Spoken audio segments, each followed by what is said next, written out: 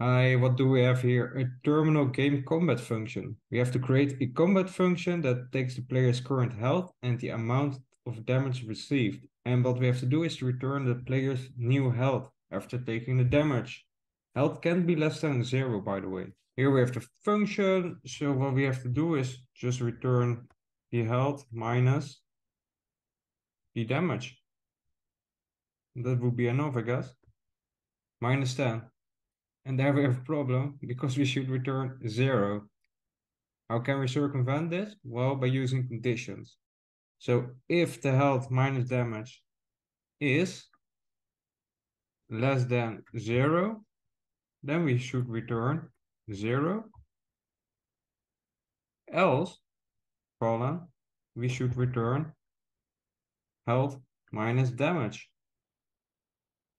There we have it, 0. And let's take this one. That should return 67.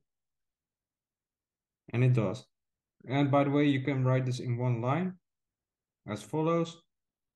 Return health minus damage if health minus damage is more than 0, else 0. Let's check this one. Works like a charm. Let's test it out. Attempt.